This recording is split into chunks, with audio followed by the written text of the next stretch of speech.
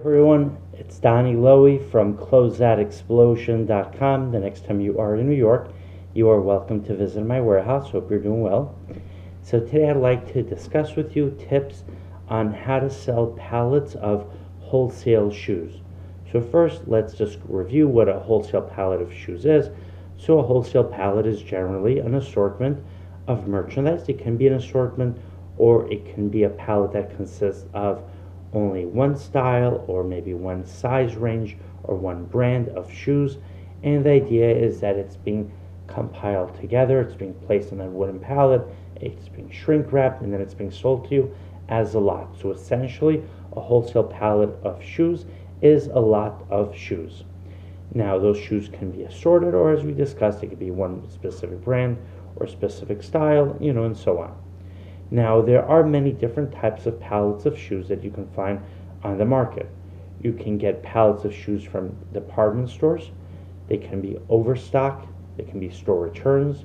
An overstock pallet would basically be the shoes that the department store has not sold. They might have bought too many of, or they simply didn't make the best selection when their buyer bought two shoes for that department store. Now, just because that selection didn't work for that department store doesn't mean it's not going to work for you, because that department store might have planned on having a lot of, let's say, professional women come shop that month, and it didn't happen, or they bought a lot of shoes geared towards college students, and the college market just didn't, they didn't attract that market. But you might have a lot of college students, you might have a lot of professional women as customers, so what works for the department store might not work for you, or what didn't work for the department store might actually work for you. And at the same time, the shoes can have worked for the department store, but they just might have had too many. Let's say the department store bought 1,000 pairs of Coach shoes, and they sold them really well, and at the end of the month, they still have 100 pairs left.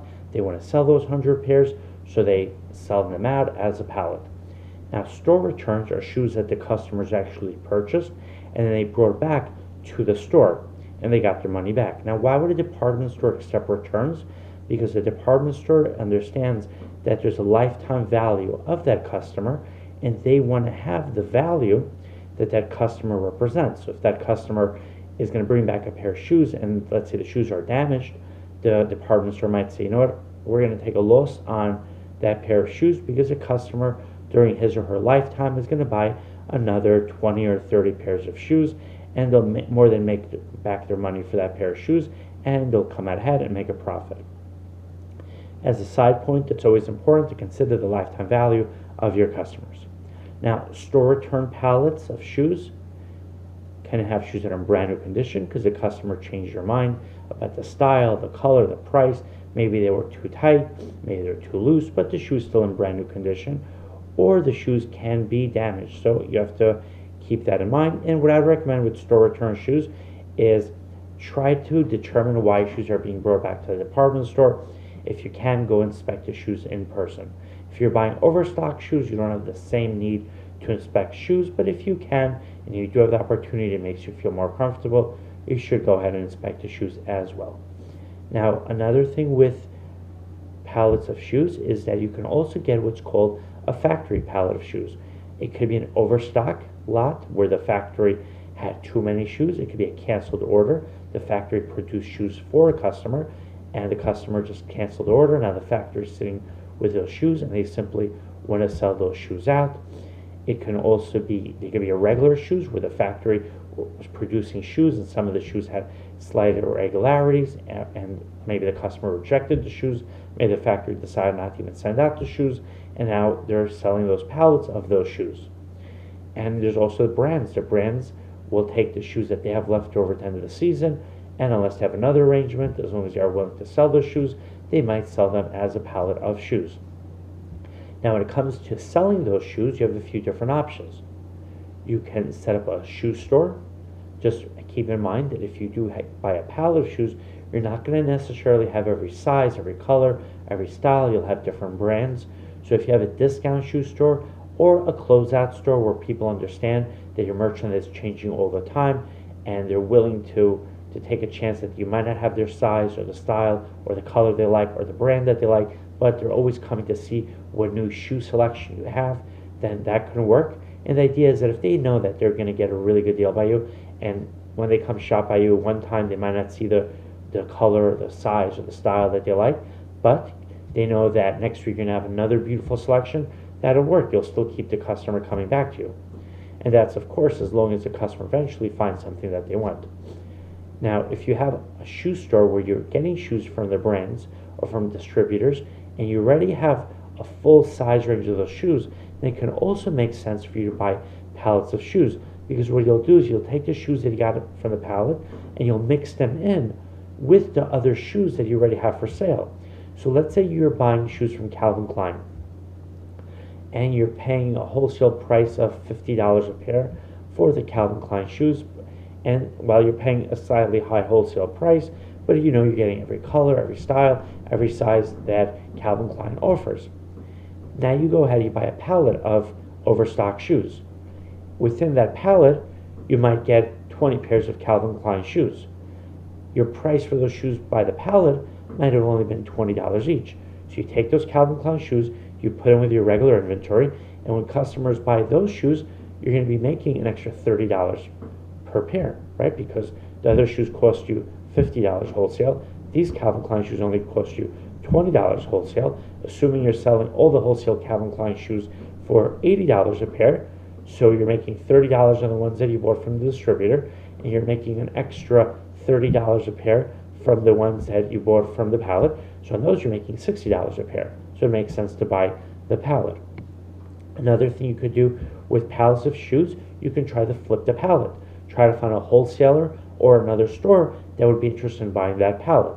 You could list the shoes on eBay, on liquidation.com. You can also set up a website to sell the shoes.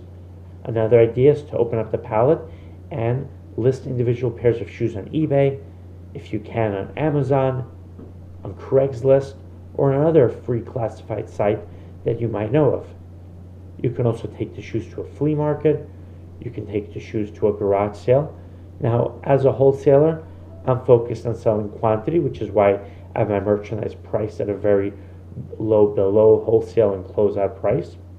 And you might want to consider doing the same thing. You have two options. You can open up the pallet, try to maximize your profit per pair, so sell them on a retail basis, or you might decide to call stores, let them know what you have, send them an email, send them a WhatsApp video, text them a few pictures, give them an idea what you have, and then you might not be able to sell the whole pallet in one shot, but if you have a pallet of, let's say, 500 pairs of shoes, you might be able to find 10 stores that will want 50 pairs each, and you could sell the entire pallet in a week. And even if it takes you drop longer, as long as you make a good amount of money that makes your time worthwhile and covers your expenses and still leaves you the profit, then I think that's a good way to do it. And you can also consider exporting those shoes.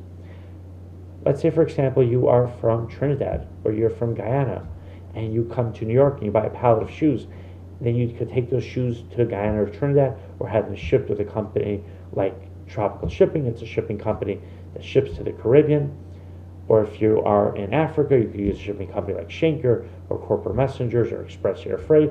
And I mean, there's many shipping companies, but the idea is that you are buying the merchandise at a lower price at a wholesale or closeout basis, and then you're taking that pallet and you're taking it back home, or you could sell it to another country. You know, and I say back home because many of my customers, what they'll do is they'll buy merchandise, take it to the country where they originally come from, and then sell the shoes themselves or sell the merchandise themselves, or give it to their relatives or friends, and then they sell it on their behalf. Or if you have customers in other countries, you can simply export the merchandise to those customers. All right, I hope you enjoyed this video. If you have any questions, you're welcome to call me or to contact me. The next time you're in New York, I'd love to see you. My website is closeoutexplosion.com. And, you know, I just want to mention one other thing. When you are buying pallets of shoes, I think it's very important to give yourself room to make money. What do I mean by that? While it's tempting to want to believe or to assume that you'll sell every pair of shoes, you might not necessarily be able to sell every pair of shoes. You might even have a beautiful pair of shoes, but it's not the size your customers want, or it's a great brand, but the style is, isn't the latest style, and so on. So always give yourself room and say to yourself that there's going to be a certain percentage of the shoes that you're not going to be able to sell. Now, if you are selling on a wholesale basis, then of course you're going to sell the whole pallet, so then you're not going to be as concerned, but of course your wholesale customers are going to want a lower price because they themselves have to cover themselves for the chance of not being able to sell all of the shoes on that pallet. All right, thank you so much for watching and have an amazing day, and I hope to see you very soon.